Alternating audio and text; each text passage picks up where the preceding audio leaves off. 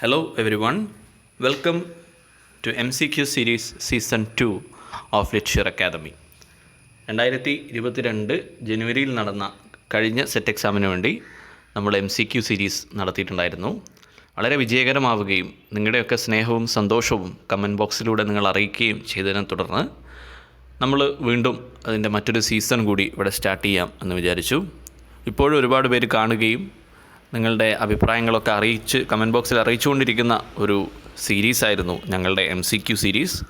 അപ്പോൾ ഇനിയും കാണാത്തവരുണ്ടെങ്കിൽ നിങ്ങൾക്കത് റീവിസിറ്റ് ചെയ്യാവുന്നതാണ്, ഞങ്ങളുടെ ചാനലിൽ ലഭ്യമാണ്. ഇപ്പോൾ നിങ്ങളുടെയൊക്കെ കണ്ടവരുടെയൊക്കെ അഭ്യർത്ഥന മാനിച്ചാണ് നമ്മൾ മറ്റൊരു സീസൺ കൂടി ഈ വരുന്ന ജൂലൈയിൽ നടക്കാൻ പോകുന്ന സെറ്റ് എക്സാമിൻ്റെ പശ്ചാത്തലത്തിൽ പുതിയൊരു സീസൺ കൂടി സ്റ്റാർട്ട് ചെയ്യാം എന്ന് വിചാരിച്ചിട്ടുള്ളത്.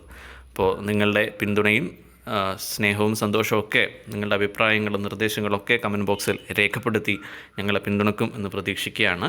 അപ്പോൾ നിങ്ങളുടെ സപ്പോർട്ട് ഉണ്ടെങ്കിൽ മാത്രമേ, നിങ്ങളുടെ സപ്പോർട്ട് ഞങ്ങൾ കാണുന്നുണ്ടെങ്കിൽ മാത്രമേ ഈ സീസൺ ഞങ്ങൾ കണ്ടിന്യൂ ചെയ്യുകയുള്ളൂ. അപ്പോൾ പുതിയ വീഡിയോസും അതിനനുസരിച്ച് തന്നെ നമ്മൾ അപ്ലോഡ് ചെയ്യുന്നതായിരിക്കും. നിങ്ങൾക്ക് ആവശ്യമുള്ള സെക്ഷനിലെ ഏതെങ്കിലും ഒരു പെർട്ടിക്കുലർ സിലബസുമായി ബന്ധപ്പെട്ട് ഏതെങ്കിലും ഒരു സെക്ഷൻ, ഏതെങ്കിലും ഒരു ലെസൺ ആവശ്യമുണ്ടെങ്കിൽ അതും നിങ്ങൾക്ക് കമൻറ്റ് ബോക്സിലൂടെ അറിയിക്കാവുന്നതാണ്.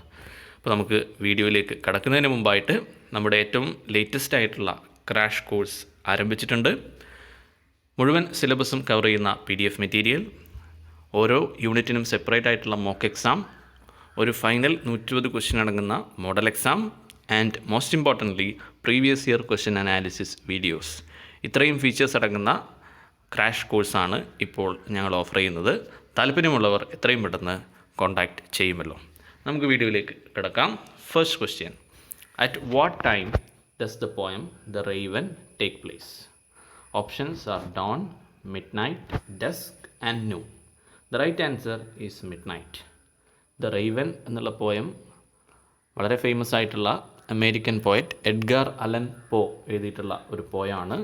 മിഡ് നൈറ്റിലാണ് പോയം സെറ്റ് ചെയ്തിട്ടുള്ളത്.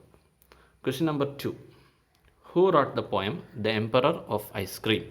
പോയട്രിയുമായി ബന്ധപ്പെട്ടുള്ള മറ്റൊരു ക്വസ്റ്റ്യനാണ്. Options: Walt Whitman, Emerson, Cummins and Wallace Stevens. ശരി ഉത്തരം എന്ന് പറയുന്നത് നാലാമത്തെ ഓപ്ഷനായിട്ടുള്ള വാലസ് സ്റ്റീവൻസ് ആണ്. ഒരു മരണവുമായി ബന്ധപ്പെട്ട്, മരണാനന്തര ചടങ്ങുമായി ബന്ധപ്പെട്ട് സെറ്റ് ചെയ്തിട്ടുള്ള ഒരു പോയമാണ്. വളരെ രസകരമായിട്ടുള്ള പോയമാണ്. അടുത്ത ചോദ്യത്തിലേക്ക് വന്നു കഴിഞ്ഞാൽ question number 3: Allen Ginsberg is associated with what literary movement? Options are beat poetry, jazz movement, Harlem renaissance, transcendentalism. 4 ഓപ്ഷനും കണ്ടു കഴിഞ്ഞാൽ മനസ്സിലാവും. 4ഉം അമേരിക്കൻ ലിറ്ററേച്ചറുമായി ബന്ധപ്പെട്ടിട്ടുള്ള മൂവ്മെൻറ്റ്സ് ആണ്. അപ്പോൾ അതിൽ ശരി ഉത്തരം എന്ന് പറയുന്നത് ബീറ്റ് പോയട്രിയാണ്.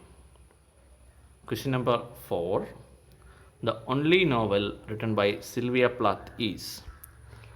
അമേരിക്കൻ പോയറ്റായിട്ടുള്ള സിൽവിയ പ്ലാത്ത് കൂടുതലും അറിയപ്പെടുന്നത് അവരെഴുതിയിട്ടുള്ള പോയംസ്, അല്ലെ ഡാഡി പോലെയുള്ള വളരെ ഫേമസ് ആയിട്ടുള്ള പോയംസ് എഴുതിയിട്ടുള്ള പോയറ്റാണ്. അവരെഴുതിയിട്ടുള്ള ഒരേ ഒരു നോവൽ ഏതാണ് എന്നാണ് ചോദിച്ചിട്ടുള്ളത്. The options are the colour purple, the awakening, oranges are not the only fruit and the bell jar. The right answer is the bell jar. English പോയറ്റായിട്ടുള്ള ടെഡ് ഹ്യൂസിൻ്റെ വൈഫ് കൂടിയാണ് സിൽവിയ പ്ലാത്ത്. അവർ suicide ചെയ്യുകയായിരുന്നു. അപ്പോൾ വളരെ strange ആയിട്ടുള്ള ഒരു life നയിച്ചിരുന്ന ഒരു പോയറ്റ് കൂടിയാണ് സിൽവിയ പ്ലാത്ത്. 5ാമത്തെ ചോദ്യത്തിലേക്ക് വന്നു കഴിഞ്ഞാൽ in his essay self reliance, Emerson likens self esteem with what? Self reliance എന്ന എസ്സേയിൽ എമേഴ്സൺ എന്തുമായിട്ടാണ് സെൽഫ് എസ്റ്റീമിനെ കമ്പയർ ചെയ്തിട്ടുള്ളത്, അല്ലെങ്കിൽ താരതമ്യപ്പെടുത്തിയിട്ടുള്ളത് എന്നാണ് ചോദിച്ചിട്ടുള്ളത്. Options: nature, a child, sky and an axe. The right answer is a child. വളരെ ഫേമസ് ആയിട്ടുള്ള എസ്സേയാണ്. നമ്മൾ അമേരിക്കൻ പ്രോസ് പഠിക്കുന്ന സമയത്ത് നമുക്ക് ഒഴിച്ചുകൂടാനാവാത്ത ഒരു എസ്സേയാണ് റാൽഫ് വാൾഡോ എമേഴ്സൺ എന്ന് പറയുന്ന ട്രാൻസെൻഡൻ്റലിസ്റ്റ് റൈറ്ററിൻ്റെ self reliance. Sage of Concord എന്നറിയപ്പെടുന്ന റൈറ്റർ കൂടിയാണ്. വളരെ ഒരു സന്യാസ ജീവിതം നയിച്ചിരുന്ന വ്യക്തിയാണ് Ralph Waldo Emerson. Question number 6: what is the name of the journal launched by transcendentalist? നമ്മൾ ട്രാൻസെൻഡൻ്റലിസ്റ്റെ പറ്റി പറഞ്ഞു വെച്ചതേ ഉള്ളൂ. എമേഴ്സനെ പറ്റി നമ്മളിപ്പോൾ സംസാരിച്ചു. അപ്പോൾ Ralph Waldo Emerson, Henry David തോറോ, ഇവരൊക്കെയാണ്, വാൾട്ട് വിറ്റ്മാൻ, ഇവരൊക്കെയാണ് ട്രാൻസെൻഡൻ്റലിസ്റ്റ് ഫിലോസഫേഴ്സായിട്ട് അറിയപ്പെടുന്നത്. അപ്പോൾ ആ ഒരു ഗ്രൂപ്പ് ലോഞ്ച് ചെയ്തിട്ടുള്ള ജേർണൽ ഏതാണ് എന്നാണ് ഈ question. Options are the dial, nature, the venture, concepts. The right answer is first one, the dial. Question number 7. What is the name of Ahab's ship in Moby Dick? Options are the wave, the pequod, the tide, the beagle. വളരെ easy ആയിട്ടുള്ള ക്വസ്റ്റ്യനാണ്. Hermann മെൽവിനിൻ്റെ വെയിൽ ഇൻഡസ്ട്രിയുമായി ബന്ധപ്പെട്ടിട്ട് എഴുതപ്പെട്ടിട്ടുള്ള മൊബി Dick എന്ന് പറയുന്ന നോവലിലെ ഒരു ചോദ്യമാണ്. The right answer is second one, the പെക്കോട്ട്.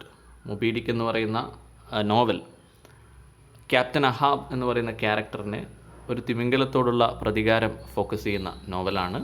അപ്പോൾ അതിൽ അദ്ദേഹത്തിൻ്റെ ഷിപ്പിൻ്റെ പേരാണ് ചോദിച്ചിട്ടുള്ളത്. The right answer is the Pequod. Question number 8. Who is known as the nun of ആംഹേഴ്സ്റ്റ്?